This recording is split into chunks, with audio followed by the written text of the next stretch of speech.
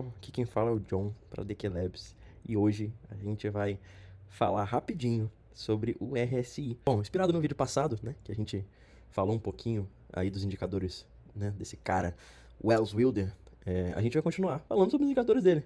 E hoje, né, a gente vai falar sobre o RSI que foi introduzido aí nesse livro antigo para Dedéu de 1978. Vocês já devem conhecer o RSI, vocês já devem usar, algumas das pessoas, muitos setups na verdade já tem o RSI incluso, então não deve ser um indicador novo para vocês. Mas o que eu queria trazer nesse vídeo é o que? O indicador ele foi proposto pelo Wells Wilder para ser capaz de captar, né? Ter a capacidade preditiva de topos e fundos. Né? Ele fala aqui que a ideia é que topos e fundos sejam indicados quando o RSI passa de 70 ou vai abaixo de 30. Né? E a gente usa isso com o movimento do preço para procurar divergência também de RSI com o preço. E no livro aqui do Wells Wilder ele dá alguns exemplos, ele explica como se calcula o RSI, né? Eu vou explicar para vocês de uma forma muito mais simples, mas quem quiser aplicar matemática, ela está altamente acessível, né, nos softwares que a gente usa hoje de gráfico. Mas em resumo, tá? Eu vou passar até para o meu outro slide aqui. Qual que é a ideia do RSI, né? Ele foi feito para captar topos, fundos, com uma certa precisão. Bacana. Só que, infelizmente, o Wilder ele não criou um indicador de força absoluta, né? Ele desenvolveu um índice de força relativa, que de fato não sinaliza sobre compra ou sobre venda absoluta, porque o mercado ele entra em tendências, né? Então o RSI ele meramente quantifica as condições reais em relação às anteriores, né? Dentro de um determinado período de tempo. Então, por exemplo, vamos supor que a gente tem um RSI de 10 períodos. Muito tranquilo. 10 períodos que analisam uma janela de 10 dias. Um RSI de 90 significa que nos últimos 10 dias, 9 dos meus 10 dias foram positivos, né? O preço subiu.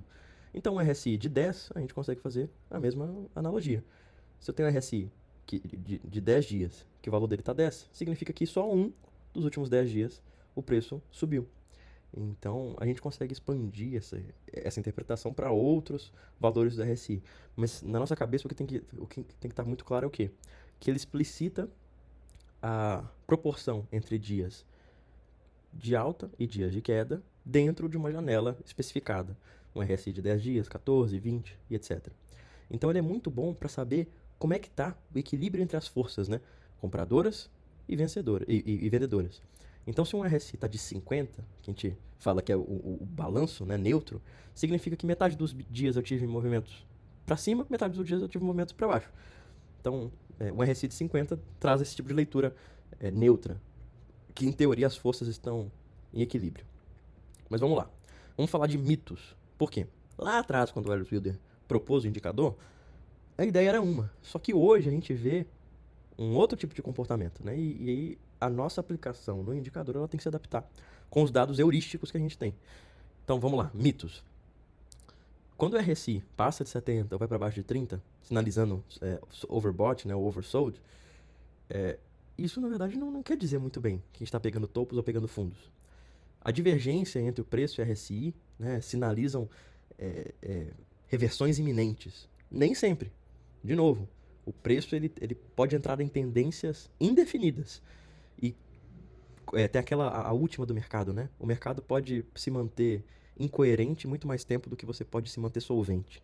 Então, não adianta lutar contra um mercado, por mais que o RSI esteja divergente, por mais que ele esteja acima de 70.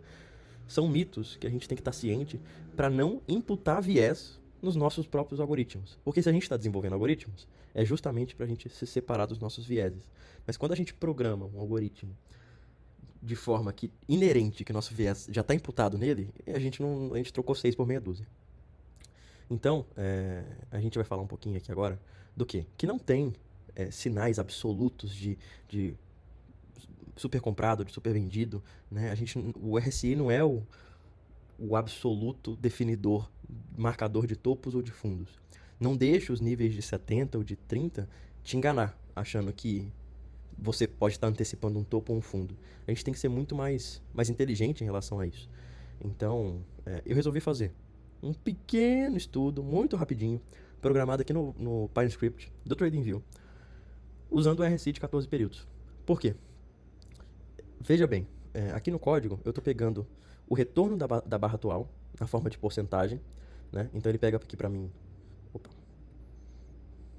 o close dividido pelo open, ou seja, o valor de fechamento dividido pelo valor de abertura, e tira o valor do fechamento do RSI dessa mesma barra.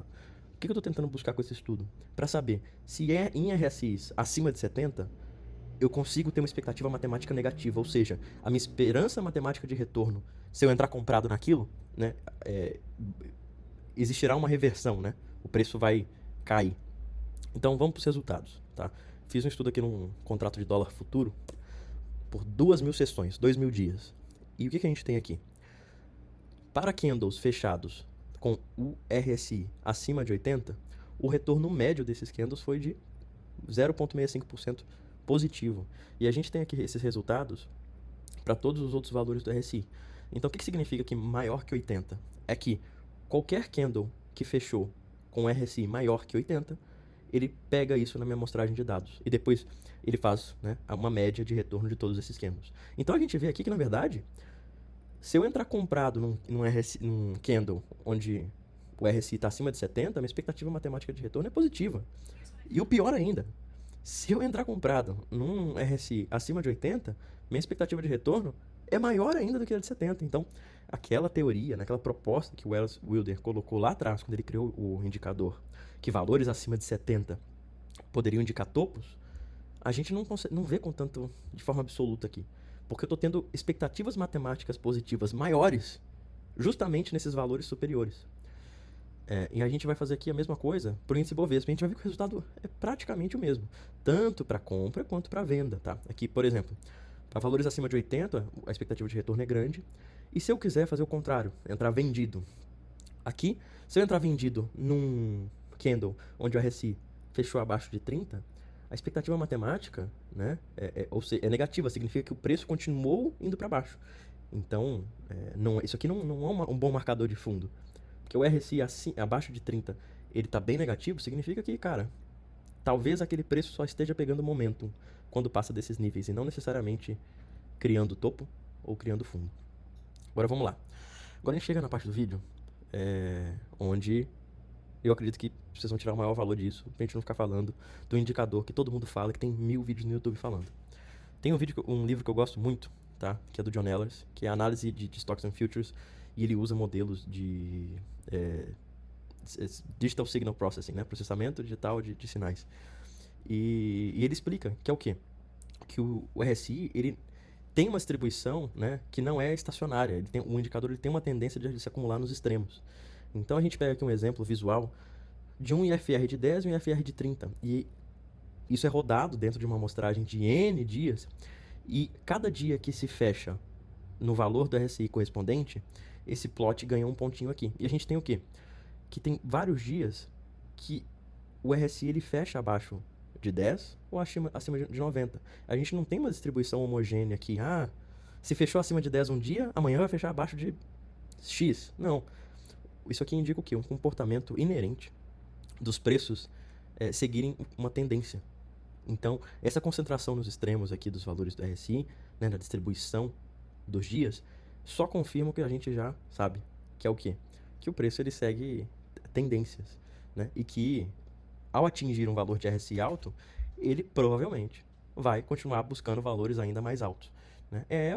A natureza da tendência nos preços, só que mostrada aqui num estudo do RSI. Então a gente consegue ver que, de fato, no espaço amostral, o RSI passa mais tempo nos extremos do que no meio. Então, uma outra abordagem interessante é no livro do John Bollinger, que ele também comenta sobre a alimentação da RSI nos níveis de sobrecompra e de sobrevenda. Porque ele chega e fala que falta a dinamicidade desse indicador. Por exemplo, no capítulo 21 do livro do John Bollinger, ele tem uma seção específica só para normalização de indicadores. Né? E ele chega e fala sobre o RSI, né? Sobre a proposta do Welles Wilder dos níveis de 70 e de 30. Mas ele chega e fala, olha, isso é problemático. Às vezes os níveis de 70 e 30 vão funcionar, mas às vezes não. Né? E às vezes eles vão falhar de forma espetacular. Então, qual que é a sugestão? Né? O que o John Bollinger já observava lá atrás? E ele faz uma sugestão muito bacana. O John Bollinger já observava a distribuição dos valores do RSI. Não precisou o John Ehlers chegar aqui e falar isso nesse livro, que é mais novo. Lá atrás o John Bollinger já estava falando. E uma coisa que o Bollinger sugere é o quê? A gente aplicar as bandas de Bollinger aplicados aí ao índice de força relativa, né? Ao RSI. Então isso aqui é uma puta sacada, tá? Que primeiro Eu estaria sendo hipócrita de não dar o crédito à pessoa cujo qual me ensinou isso e me direcionou a isso, tá? Mas é o Lex, tá? Você pode ver aqui, ó, pesquisar o blog do Lex ali, que o cara é inteligente pra caramba. E foi ele que deu a dica. John, dá uma olhada no livro aqui do Bollinger. Dá uma olhada de como ele interpreta o RSI, de melhorias que a gente pode colocar. Então, eu até vou pegar o Twitter dele e eu vou deixar na descrição desse vídeo. Eu não vou pedir pra você comentar, não vou pedir pra você se inscrever, mas eu vou pedir. Se você tiver Twitter, você clica no link no perfil do Lex e vai seguir ele no Twitter, tá bom? Pra ser falado aqui do RSI. Mas não adianta fazer um vídeo extremamente longo, porque é um assunto que muitas pessoas já falam na internet e eu estaria só me repetindo. Então a ideia desses vídeos é tentar trazer alguma coisa diferente, uma perspectiva diferente, e num viés mais matemático, mais quantitativo. Pra gente, de novo, não adianta a gente fazer algoritmos e de forma inerente trazer os nossos vieses cognitivos na programação dos algoritmos. A gente tem que perceber que por mais que o indicador ele tenha instruções muito claras de como ser utilizado, essas instruções podem mudar ao longo dos anos e podem surgir alterações e sugestões muito bem aproveitadas e produtivas para tornar o indicador ainda melhor. Então, você como algotrader, como um trader sistemático ou como um quant trader, se você não tem conhecimento e quer aprender a criar os seus próprios modelos, a validar os seus modelos da forma correta, te convido a conhecer a DQ Labs, que é a comunidade quant com aulas do básico até o expert e de tudo sobre quant trading, de design de estratégia, de programação, de gerenciamento de risco, de otimização, de validação, entre outros. Se você tiver interesse, a gente se encontra lá. E é isso.